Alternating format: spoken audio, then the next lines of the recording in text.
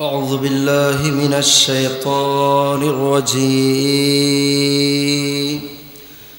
بسم الله الرحمن الرحيم. الحمد لله رب العالمين والعاقبة للمتقين والصلاة والسلام على سيد الأنبياء والمرسلين وعلى آله وصحابه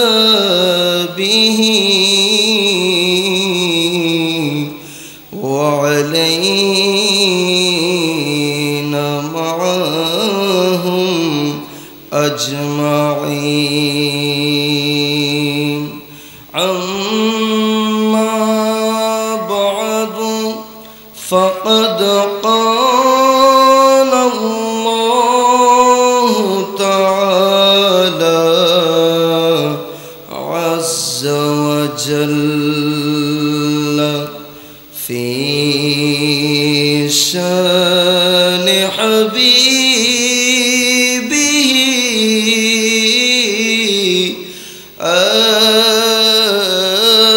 آمرا ومخبرا. أعوذ بالله من الشيطان الرجيم. بفضل وبرحمته بسم الله الرحمن الرحيم. إن الله وملائكته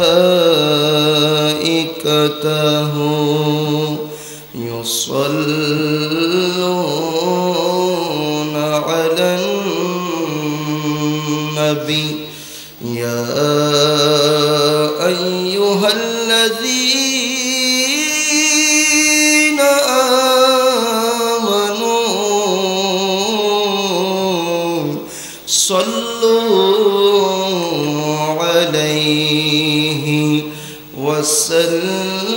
وسلموا تسليما.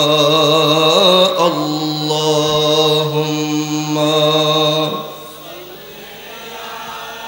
سيدنا مولانا محمد وعلى آله سيدنا مولانا محمد. আপনারা আলহামদুলিল্লাহ এখানে আমার মুরব্বী বাবারা, যুবক ভাইয়েরা অনেকে জড়ো হয়েছেন, বসেছেন। আমাদের আপনাদের সবার এই আকীদা, এই বিশ্বাস আছে যে আমরা গুনহেগার কাঙ্গালরা এই গুনিয়ত এলাকার এই জমিন থেকে, আজকের এই ঈদগাহ ময়দান থেকে দরুদে পাক পাঠ করলে আমার নবীজি মদিনায়ে তয়্যিবা থেকে শুনতে পাচ্ছেন, এই বিশ্বাস কি আপনাদের আছে? তাহলে সবাই একটু মহাব্বত নিয়ে আমার নবীজি আমাদেরকে দেখছেন এবং এই দুরুদে পাকের মাধ্যমে আমাদের পরিচিতি আল্লাহর প্যারা রাসূলে পাকের দরবারে উপস্থিত করা হবে। বড় করে বলুন সুবহানাল্লাহ। সেই নিয়ত রেখে ভক্তি নিয়ে সবাই বড় আওয়াজে দরুদ শরীফ পাঠ করুন। আল্লাহুম্মা সাইয়্যিদিনা মাওলানা মুহাম্মদ ওয়া আলা আলিহি মাওলানা মুহাম্মদ ধন্য ও গো মা আমিনা ধন্য আপনার এ জীবন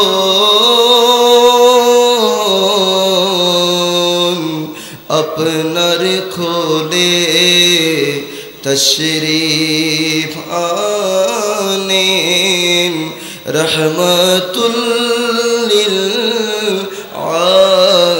আলামিন আল্লাহুম্মা সাইয়্যিদিনা মাওলানা মুহাম্মদ ওয়া আলা আলি সাইয়্যিদিনা মাওলানা মুহাম্মদ সবাই জোরে জোরে আল্লাহ আল্লাহি মিনাশ শাইতানির রাজীম বিসমিল্লাহির রহমানির রহিম قل إن كنتم تحبون الله فاتبعوني يحببكم الله ويغفر لكم ذنوبكم والله غفور رحيم صدق الله المولانا العظيم وبلغنا على رسوله النبي الحبيب الكريم ونحن على ذلك من الشاهدين والشاكرين وربي صل وسلم وبارك عليه মরণ কালে চাগো যদি নিতে ঈমান দুনিয়াতে লিখে নিও নবীর গোলামিতে না। সম্মানিত উপস্থিতি, মৃত্যুর সময় যখন আমাদের নিকটবর্তী হয়ে যায় সেই সাকারাতের মুহূর্তে ঈমানের দৌলত আমরা সবাই নিতে চাই কি চাই না? যেহেতু চাই তো ঈমানের দৌলতটা কোথায় পাওয়া যাবে? আমার সময় একেবারে স্বল্প, সেজন্য সংক্ষিপ্ত সময় যেটি আমি পাবো, যেহেতু আমি গুনহেগারের পরপর অল্প কিছুক্ষণের মধ্যেই মুফতি মুনিরুল ইসলাম চৌধুরী মুরাদ হুজুর ইনশাআল্লাহ আমাদের মাহফিলের মধ্যে তাশরীফ আনবেন, সেজন্য আমি সংক্ষেপে আমার নবীজির হুব্বে মুস্তাফা, আদবে মুস্তাফা, আমার নবীজির অনুসরণ এবং ঈমানের মূল নবী মুহাম্মদ রাসূল সাল্লাল্লাহু আলাইহি ওয়াসাল্লাম একেবারে সংক্ষিপ্ত সময়ে যতটুকু পারি আমি আপনাদেরকে একটা আমি গুনহেগারের ক্ষুদ্র ইলম থেকে মেসেজ দেওয়ার চেষ্টা করব। সেজন্য আমরা যেহেতু ঈমান নিয়ে সবাই মৃত্যুবরণ করতে চাই, সেজন্য শায়ের বলেন ঈমানটা কোথায় পাওয়া যাবে? মরণ কালে চাই গো যদি নিতে ঈমান দুনিয়াতে লিখে নিও নবীর গোলামিতে নাম। ঈমান যদি আমরা চাই, গোলামি করতে হবে আমার নবীজির। কথা বলেন ঠিক কিনা? ঈমানের মূল আমার নবীজি, সেজন্য শায়ের বলেন নবীর গোলামিতে নাম, নবীর গোলামিতে নাম, নবীর গোলামিতে নাম, নবীর গোলামিতে নাম দুনিয়াতে লিখে নিও নবীর গোলামিতে নাম, নবীর গোলামিতে নাম। মনে প্রাণে করো যদি ওই নবীর গোলামি, এই জগতে হয় হবে তুমি সবার চেয়ে দামি। বড় করে বলুন সুবহানাল্লাহ। মনে প্রাণে যদি আমার নবীজির গোলামি করা যায়, সম্মানিত উপস্থিতি, এই জগতে সবার চেয়ে দামি হওয়া যাবে। কেমন দামি? যেই দাম আমাদের দেশে যারা নেতৃত্ব দিচ্ছেন তিনাদের কাছেও থাকে না। সব কিছুর শ্রেষ্ঠত্বের মানদণ্ডে যদি সম্মানের সর্বোচ্চ চূড়ায় যদি আমরা উঠতে চাই, একেবারে মন প্রাণ দিয়ে আমার নবীজির গোলামিয়তের মধ্যে লিপ্ত হয়ে যেতে হবে। কথা বলেন ঠিক কিনা? সেজন্য শায়ের বলেন, এবং যারা গোলামি করেছে তাদের উদাহরণ কেমন, কাদের, সেটাও শায়ের সুরে সুরে বলছেন যে মনে প্রাণে করো যদি ওই নবীর গোলামি, এই জগতে হবে তুমি সবার চেয়ে দামি। সবাই একটা আমার মুখে মুখে বলুন, এই জগতে হবে তুমি সবার চেয়ে দামি। সবাই এই জগতে হবে তুমি সবার চেয়ে দামি। তার নমুনা আবু বকর, উমর ফারুক, আলী, উসমান।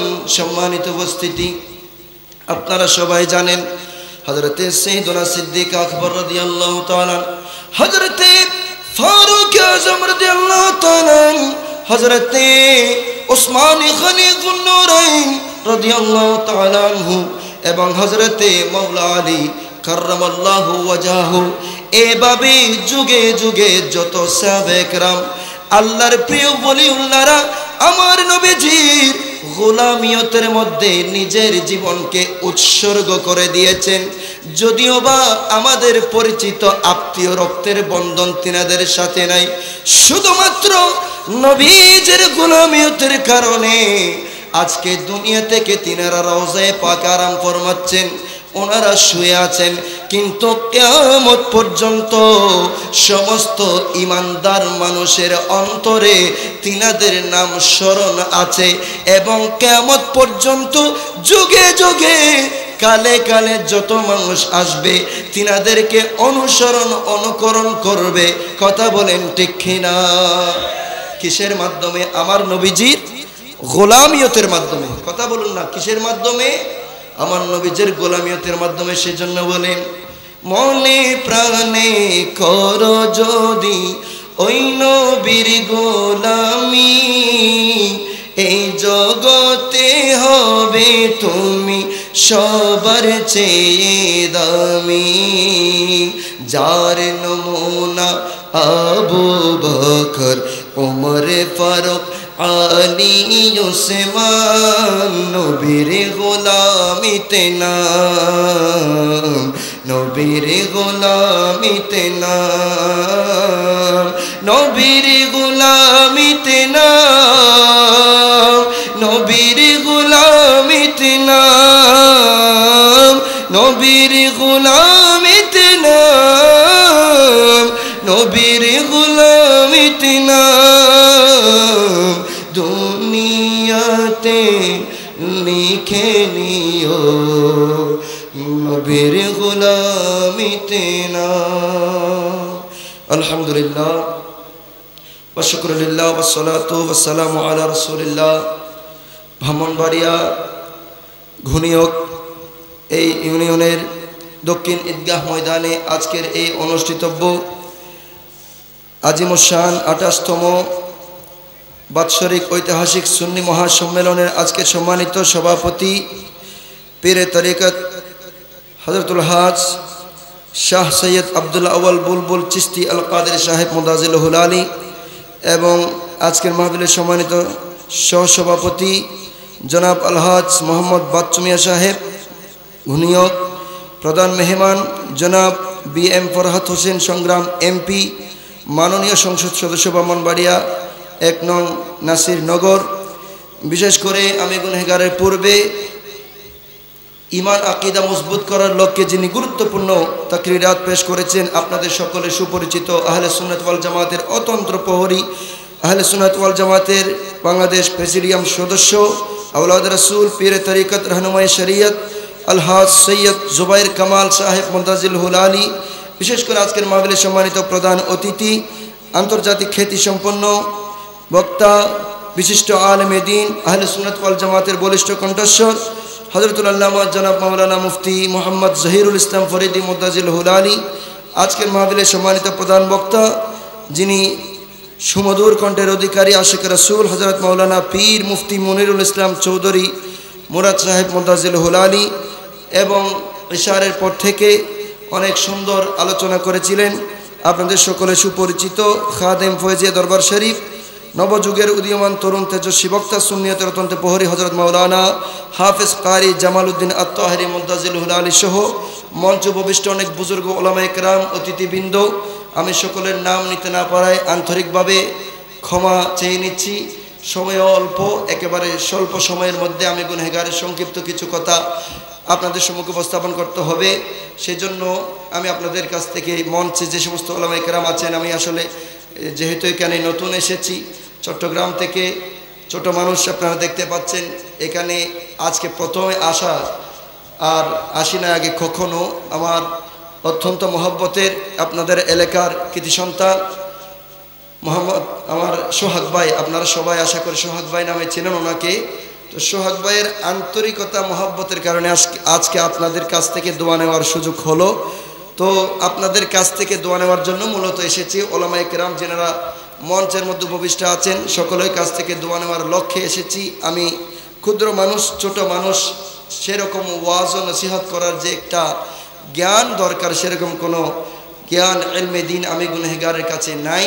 শুধু আপনাদের কাছ থেকে দোয়া নেওয়া, এবং যেহেতু মঞ্চে এসে বসেছি আপনাদের সম্মুখে সংক্ষেপে কিছু কথা বলার নিয়ত করেছি, সেদিকে লক্ষ্য রেখে আমি আপনাদের সম্মুখে কালামে পাক থেকে সূরা আলে ইমরান শরীফের 31 নং আয়াতে কারিমাটা বরকতান তেলাওয়াত করেছি।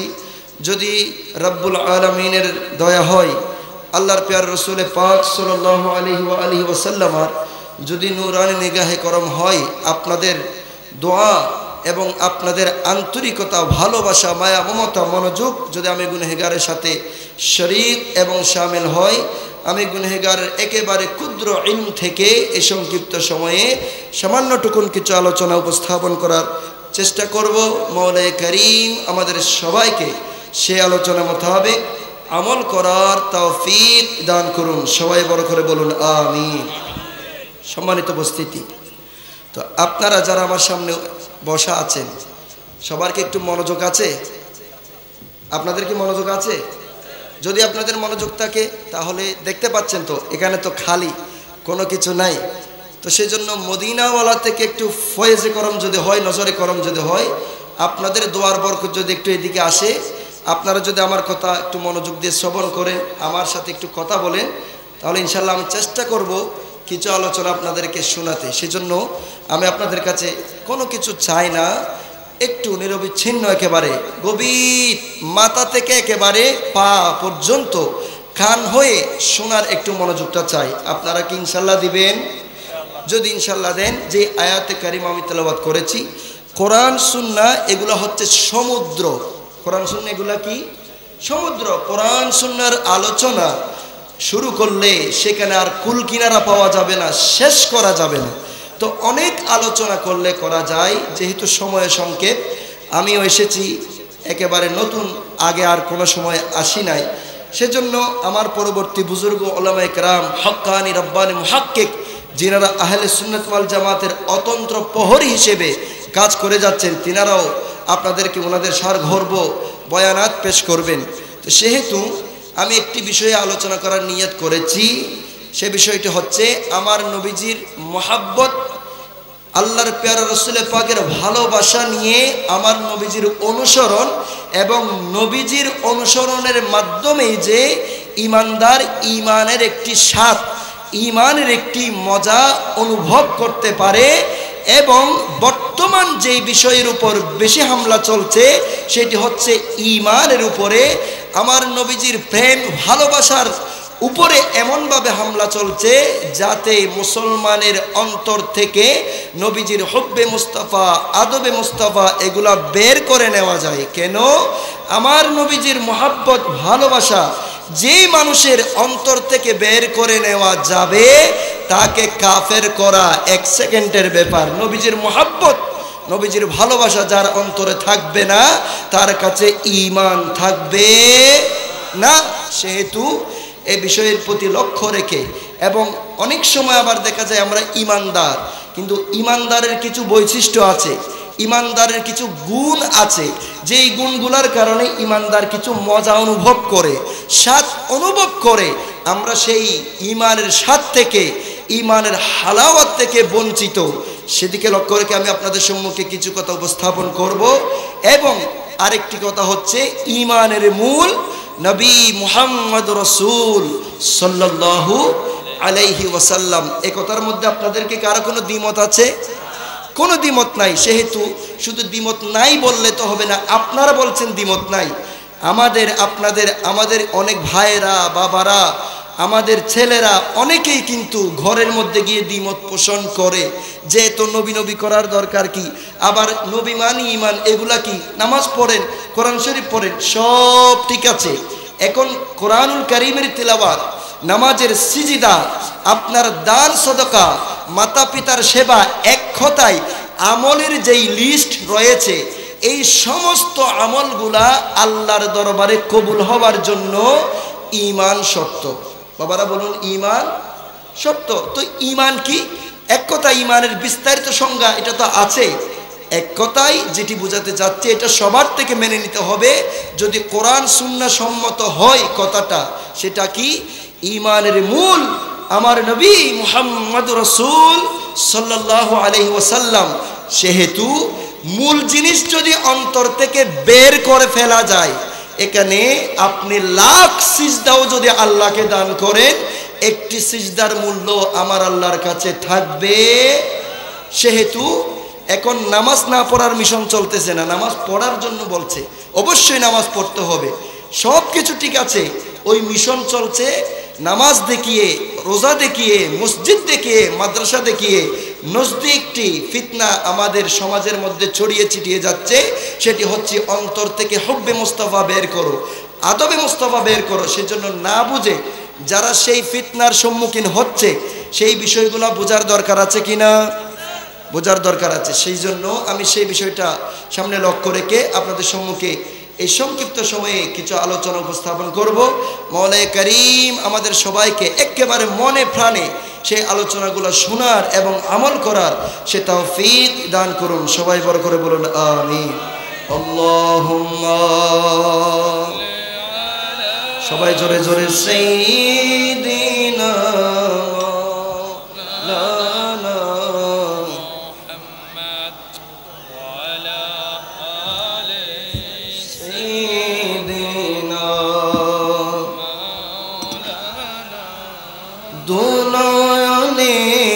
সোনে পাক দেখিলে কেমন হতো জন্ম আমার নবীর যুগে, হলে কেমন হতো।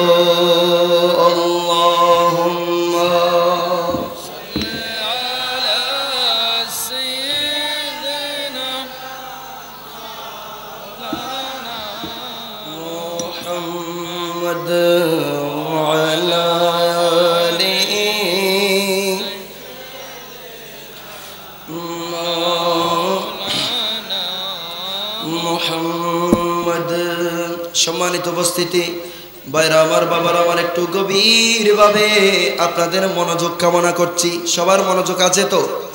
সবার মনোযোগ আছে তো? আমার দিকে একটু লক্ষ্য করবেন। যে আয়াত কারিমা আমি আপনাদের সম্মুখে তেলাওয়াত করেছি, সূরা আলে ইমরান শরীফের 31 নম্বর আয়াত কারিমায় আল্লাহ পাক কুদরতের জওয়ানে পাক ইরশাদ করেছেন, কুল ইয়া রাসূলুল্লাহ, আপনি বলে দিন, ইন কুনতুম তুহিব্বুনাল্লাহ, ওগো আমার প্যারা হাবিব আপনি জগৎবাসীকে শোনাই দিন, তোমরা যদি আল্লাহর ভালোবাসা পেতে চাও, তোমরা যদি আল্লাহর মহব্বত পেতে চাও, তোমরা যদি আল্লাহর ভালোবাসা পেতে চাও, তাহলে ফাত্তাবিউনি, আমার নবী বলেন আমি নবীর অনুসরণ করো, আমি নবীর অনুকরণ করো। আমি নবীর অনুকরণ যখন করবা, সাথে সাথে ইউহিব্বুকুমুল্লাহ, আমার আল্লাহ তোমাদেরকে ভালোবাসবেন। বড় করে বলুন সুবহান। এখানে যারা আছেন আল্লাহর ভালোবাসা, রব্বে করিমের পক্ষ থেকে মহব্বত ভালোবাসা আমরা চাই না এমন কেউ আছি? আমরা সবাই আল্লাহর ভালোবাসা চাই। আমরা সবাই কার ভালোবাসা চাই? কথা বলুন, কার ভালোবাসা চাই? যিনি আমাদের খালিক, যিনি আমাদের মালিক, আমাদেরকে যিনি সৃষ্টি করেছেন, সেই স্রষ্টার ভালোবাসা মহব্বত অবশ্যই অবশ্যই আমরা চাই। আল্লাহ বলেন ইয়া রাসূলুল্লাহ, তারা যদি আমি রব্বে করিমের পক্ষ থেকে ভালোবাসা কামনা করে, আপনি একটু বলে দিন তারা যেন আপনি নবীর আনুগত্য করে, আপনি নবীর অনুসরণ করে। আপনি নবীর আনুগত্য অনুসরণ করার সাথে সাথে ইউহিব্বুকুমুল্লাহ, আমি আল্লাহ তাদেরকে ভালোবাসবো। বড় করে বলুন সুবহান। আরেকটু বড় করে বলুন না সুবহানাল্লাহ। তাহলে নবীজির অনুসরণের মধ্যে আল্লাহর ভালোবাসা নিহিত। আল্লাহ বলেন শুধু আমি ভালোবাসবো এতটুকু না, ইয়া রাসূলুল্লাহ আমার যে সমস্ত বান্দারা আপনি নবীর অনুসরণ করবে, অনুকরণ করবে, আগে যে সমস্ত গুনাহ সমূহ ছিল, ওয়ায়াগফির লাকুম যুনুবাকুম, আমি আল্লাহ দয়া করে মায়া করে আপনি নবীর অনুকরণ করার কারণে আমি তাদের সমস্ত গুনাহগুলোকে ক্ষমা করে দেব। বড় করে বলুন সুবহান। আপনাদের সুবহানাল্লাহর আওয়াজ নাই, ঘুমাচ্ছেন না কোনো? আল্লাহ বলেন আপনি নবীর অনুসরণের মাধ্যমে আমি তাদের জীবনের সমস্ত গুনাহকে কি করে দেব? কথা বলুন না, কি করে দেব? ক্ষমা করে দেব। তাহলে আমাদের জীবনের সফলতা, নিজেকে যদি গুনাহ মুক্ত রাখতে চায়, আমার নবীজির অনুসরণ ছাড়া আর কোনো দ্বিতীয় রাস্তা নাই। এখন আসুন, একজন মানুষকে আপনি অনুকরণ করবেন কখন? একজন মানুষকে অনুকরণ করার জন্যে সেই মানুষের প্রতি আপনার ভালোবাসা থাকতে হবে, আপনার মহব্বত থাকতে হবে। আপনার যদি ভালোবাসা, আপনার যদি সেই মানুষের প্রতি মায়া মহব্বত না থাকে, তাহলে অনুকরণ করা কারো পক্ষে সম্ভব হবে না। সেই জন্য আমার নবীজির এখানে যে অনুকরণ করার কথা বলা হয়েছে, অনুকরণের জন্য আমার নবীজির ভালোবাসা থাকা, আল্লাহর প্যারা রাসূলের মহব্বত থাকা, এটা প্রথম বিষয়। আমার সময়টুকুন শেষ আর কি। এরপর আমি তো শুরুতেই বলেছি আপনাদের কাছ থেকে দোয়া নেওয়ার জন্য আসা। আসলে আর একটা কথা, আলোচনা করতে গেলে একটু সময় লাগে। এখন আমি আলোচনা ধরে শুরু করেছি, তো বিশেষ করে এসেছি দোয়া নেওয়ার জন্য। আপনারা সবাই ইনশাল্লাহ অন্তর থেকে দোয়া করবেন তো? সবাই দোয়া করবেন তো ইনশাল্লাহ? ইনশাল্লাহ। এরপর হুজুরের ইজাজত ক্রমে আমি যে বিষয়টুকু উপস্থাপন করার কথা বলেছি একেবারে সংক্ষেপে আমি যতটুকু পারি, যেহেতু হুজুর বসা আছেন, এটা আদবের খেলাফ, সেজন্য আমি হুজুর থেকে বেয়াদবেও ক্ষমা চাচ্ছি। আপনারা একটু মনোযোগ দেন, আমি স্বাভাবিকভাবে কথাগুলো বলে যাব যে বিষয়টা উপস্থাপন করেছি, যেহেতু হুজুর অন্য একটা ভিন্ন বিষয় নিয়ে আলোচনা করবেন। সম্মানিত উপস্থিতি, সেজন্য আমি একেবারে সংক্ষেপে আমার কথাটি শেষ করছি। যেটি বলতে চেয়েছিলাম, আমরা যদি আল্লাহর ভালোবাসা মহব্বত পেতে চাই, আমার নবীজির অনুসরণ ছাড়া, আমার নবীজির আনুগত্য ছাড়া দ্বিতীয় কোনো রাস্তা নাই। এবং আমার নবীজির অনুকরণ করার জন্য মহব্বত পূর্ব শর্ত। যেমন যেই বাবাকে সন্তান অনেক থাকে, কিন্তু অনেক সন্তানের মধ্যে কিছু সন্তান বাবাকে মহাব্বত করে, বাবার কথা শুনে, বাবা যেরকম বলে সেরকম চলে। আবার কিছু ছেলে সন্তানকে দেখা যায় বাবা একরকম বললে ছেলে আরেকটা করে। কেন? বলে যে ওই সন্তান আমাকে বেশি ভালোবাসে, আমি বাবাকে বেশি মহাব্বত করে। মহাব্বতের কারণে অনুসরণের ব্যাপারটা সহজ হয়ে যায়। যার প্রতি যার মহাব্বত বেশি থাকে তিনার পক্ষে ওই ব্যক্তির অনুসরণ করা সহজ হয়। সেজন্য অনুসরণ অনুকরণের জন্যে অবশ্যই অবশ্যই প্রথমে মহাব্বতটা অন্তরের মধ্যে ধারণ করতে হবে। সেজন্য অনেক স্কলাররা, অনেক আলেম এরকম মঞ্চের মধ্যে বসে আমার নবীজির মহাব্বতের বিপক্ষে বিভিন্ন বক্তব্য দিয়েছেন। তিনারা এখন অবশ্যই মাঠে ময়দানে নাই। যে নবীর মহাব্বতের কথা কোথায় আছে? কোরআনে কোনো জায়গায় নবীর মহাব্বতের কথা নাই। আরে বাবা, কোরআন এক পাশে রাখুন, হাদিসে পাক আরেক পাশে রাখুন। একেবারে স্বাভাবিকভাবে এটা চিন্তা করলেই তো হয়ে যায়। মহাব্বত ছাড়া আপনি আনুগত্য কিভাবে করবেন? আপনারা বুঝে থাকলে বলুন তো, মহাব্বত ছাড়া আনুগত্য অনুসরণ কিভাবে করবেন? সম্ভব? মহাব্বত ছিল বিদায় সাহাবায়ে কেরাম নিজেদের জানকে একেবারে তীর বল্লমের সামনে উৎসর্গ করেছেন ইসলামের জন্য। আমার নবীজির সর্বোচ্চ মহাব্বত তিনাদের কলবের মধ্যে ছিল বিদায়। কথা বলেন ঠিক কিনা? তো নবীজির মহাব্বত ছাড়া আমার নবীজিকে কিভাবে অনুসরণ করা যাবে? যেহেতু অনুসরণের জন্য মহাব্বত লাগবেই, সেজন্য আমার নবীজি বলেন, লা ইউমিনু আহাদুকুম হাত্তা কুনা হাব্বা ইলাইহি মিন ওয়ালিদিহি ওয়া ওয়ালাদিহি ওয়ান নাসি আজমাইন। তোমাদের মাতা পিতা, সন্তান সন্ততি, জগতে যা কিছু রয়েছে, উম্মত শুনো, সব কিছুর চাইতে যতক্ষণ আমি নবীকে অধিক বেশি মহাব্বত করবে না, অধিক বেশি ভালোবাসতে পারবে না, লা ইউমিনু, তোমরা ততক্ষণ ঈমানদার হতে পারবে না। এটা আমার নবীজির স্পষ্ট ঘোষণা। অন্য হাদিসে পাকে বলেন, লা ঈমানা লিমান লা মুহাব্বাতা লাহু, লা ঈমানা লিমান লা মুহাব্বাতা লাহু। যার কাছে নবীজির প্রেম নাই, যার কাছে নবীজির ভালোবাসা নাই, যার কাছে নবীজির মুহাব্বত নাই, তার কাছে ঈমান নাই, তার কাছে ঈমান নাই। স্পষ্ট এই হাদিসে পাকের মাধ্যমে আমরা আমার নবীজির হুব্বে মুস্তাফার তালিমাত পেয়ে গেলাম। তাহলে বোঝা যাচ্ছে নবীজির অনুসরণ অনুকরণের জন্য অবশ্যই অবশ্যই মহাব্বত লাগবে। এবং মহাব্বত এটা কেমন জিনিস? আমার নবীজি বলেন, আমি নবীর মহাব্বত যদি তোমার কাছে না থাকে, তুমি ঈমানদার হতে পারবে না। বড় করে বলুন সুবহান। এটা হচ্ছে আমার নবীজির কথা। সেজন্য বলেছিলাম দ্বিতীয় কথা, ঈমানের মূল নবী মুহাম্মদ। কথা বলুন না, ঈমানের মূল নবী মুহাম্মদ রাসূল সাল্লাল্লাহু আলাইহি ওয়াসাল্লাম।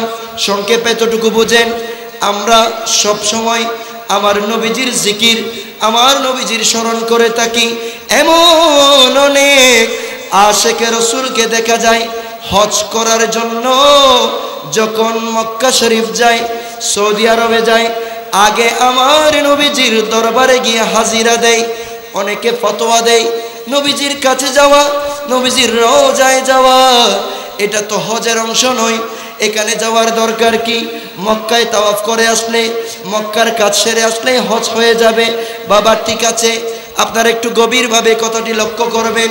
হজ করা, নামাজ পড়া, সদকা করা, যাকাত দেওয়া, কোরআনুল কারীম তিলাওয়াত করা, এই বিষয়গুলা কি ঈমান নাকি আমল?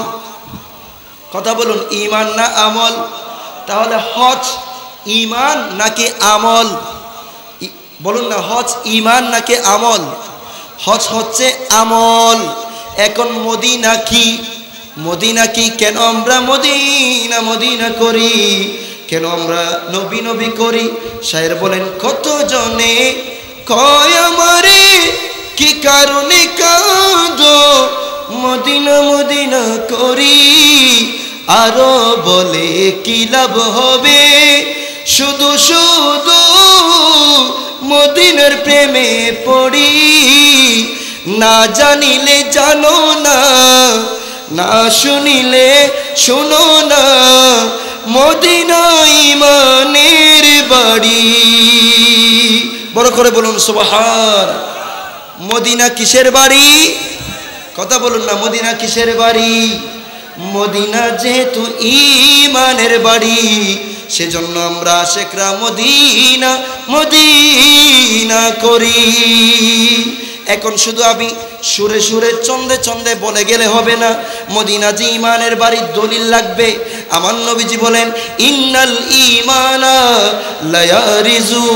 ইলাল মদিনা সারা দেশ থেকে সারা বিশ্ব থেকে ঈমানটা ঘুরে ফিরে চলে যাবে মদিনার দিকে কোন দিকে কথা বলুন কোন দিকে আমার কথা নয় একটু গভীরভাবে মনোযোগ দেন নবীজি বলেন ইন্নাল ঈমানা লা ইয়ারিজু ইলাল মদিনা সারা বিশ্ব থেকে ঘুরে ফিরে ঈমানটা মদিনার দিকে চলে যাবে একটু বড় আওয়াজ দিয়ে বলুন ঈমান কোন দিকে চলে যাবে বড় করে বলুন না বাবা ঈমান কোন দিকে চলে যাবে মদিনার দিকে চলে যাবে তাহলে ঈমানের যাত্রা মদিনামুখী এরপর আমার নবীজি বলেন কিভাবে চলে যাবে কামা তারিজুল হাইয়া একটি সাপ যেভাবে নিজের গর্তের দিকে ছুটে যায় ঠিক সেইভাবে ঈমান সারা বিশ্ব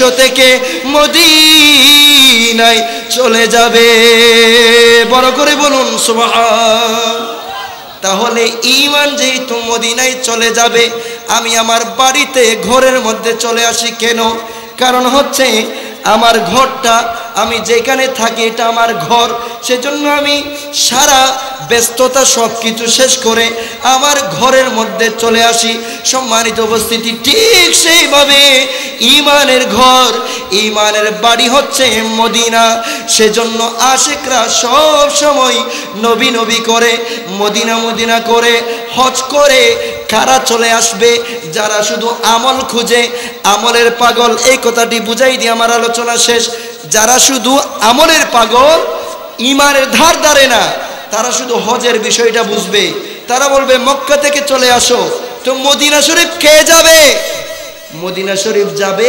ঈমানদার মদিনা শরীফ কে যাবে কেন যাবে মদিনা তো ঈমানের বাড়ি তো যার বাড়িতে সেই যাবে না যার বাড়িতে সেই যাবে এটাই তো যৌক্তিক তো আহলে সুন্নাত ওয়াল জামাতের আকায়েদি বিশ্বাসী আশিকে রাসূলরা মদিনায় গিয়ে হাজিরা দেওয়ার কারণ হচ্ছে মদিনা মদিনা করার কারণ হচ্ছে সেই মদিনাকে আমার নবীজি ঈমানের বাড়ি বলেছেন আর হজ করা হচ্ছে আমল মদিনায় যাওয়া ঈমানের অংশ সেজন্য অনেকেই হজের আগেও মদিনায় যায় হজের পরেও মদিনায় যায় তাদের ঈমান যখন পরিপূর্ণ হয়ে যায় সেই মদিনায় হাজিরা দেওয়ার মাধ্যমে তখন সেই হজ আমার আল্লাহ সাথে সাথে কবুল করে নেন বড় করে বলুন সুবহানাল্লাহ সেজন্য সমস্ত আমল আল্লাহর দরবারে যদি আমরা গ্রহণযোগ্য করাতে চাই আল্লাহর দরবারে কবুল করাতে চাই আমাদেরকে মদিনামুখী হতে হবে আমার নবীজির অনুসরণের জন্য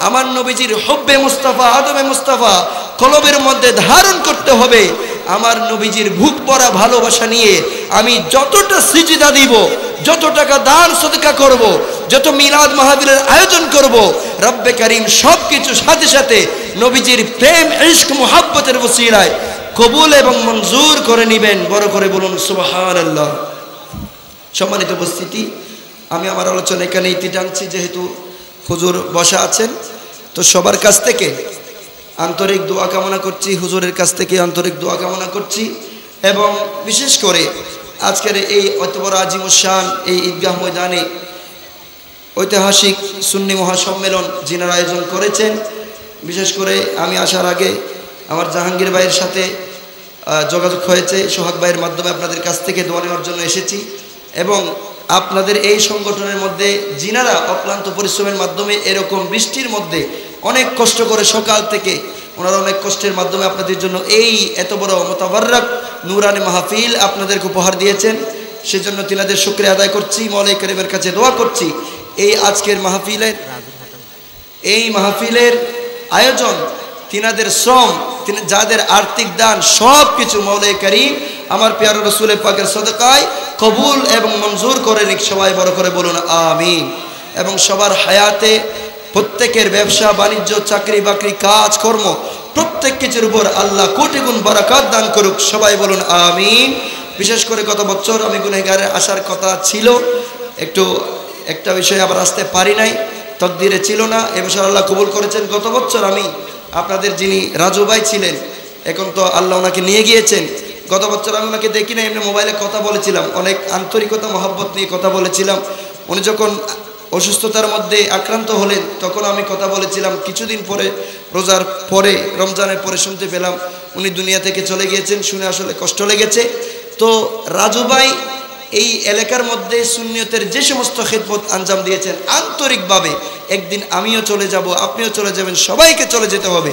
সবাই দোয়া করবেন মওলাই কারীম উনি যে সমস্ত ভালো কাজ করে গিয়েছেন, এই মিলাদ মাহফিলের সাথে জড়িত ছিলেন, ওলামায়ে কেরামদেরকে মহব্বত করতেন, উনি যেই সমস্ত ভালো কাজ, নেক কাজগুলো করে গিয়েছিলেন সেগুলো রব্বে কারীম যাতে কবুল এবং মঞ্জুর করে আমার নবীজির সদকায় আল্লাহর স্পেশাল খাস রহমত এবং দয়ার মাধ্যমে ওনাকে সমস্ত গুনাহ খাতা ক্ষমা করে দিয়ে আল্লাহ ওনাকে জান্নাতবাসী হিসেবে কবুল এবং মঞ্জুর করুন। সবাই বলুন আমিন।